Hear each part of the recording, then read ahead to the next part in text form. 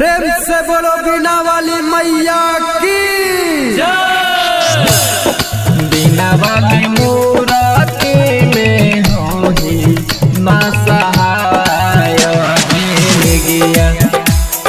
Music by विकास बेतिया। हमरो सफल बना दे तोहरे भरोसे मैया हम मूर्ति बैठलियोगे। सरस्वती माँ मूर्ति बैठलियोगे। मैया गे मूर्ति में होही ना सहाय दिन गया। हमरो सफल बना देगे। मैया गे मूर्ति में होही ना सहाय दिन गया। हमरो सफल बना देगे।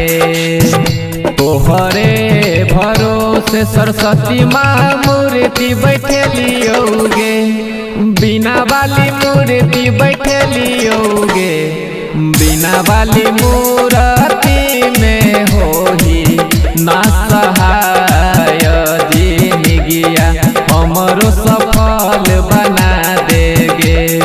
बीना वाली मूर्ति में होही ना सहाय दिन गया।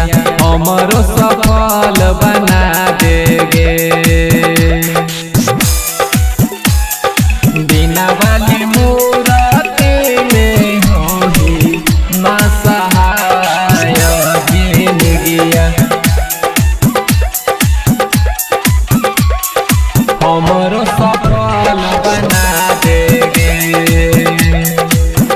फूल बेल पत्तर से मैया हम डाली सजलियोगे। बीना वाली डाली सजलियोगे। बीना वाली बेटा के दही आशीर्वाद दिन गया। हमारो सफल बना देगे। बीना वाली बेटा के दही आशीर्वाद दिन गया। हमारो सफल बना देगे। झालर मोती से मैया पन डाल सजलियोगे। मैया पन डाल सजलियोगे। मैया गे बेटा के दही आशीर्वाद दिन गया। हमरो सफल बना देगे। मैया गे बेटा के दही आशीर्वाद दिन गया। हमरो सफल बना देगे।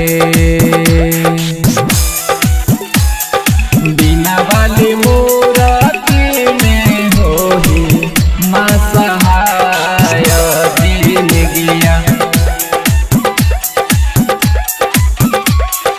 हमरो सफल बना देगे। पंडित बोला के मैया पूजा पाठ कर लियोगे। मैया प्रसाद बन लियोगे। मैया के बेटा साजन के दके आशीर्वाद दिन गया।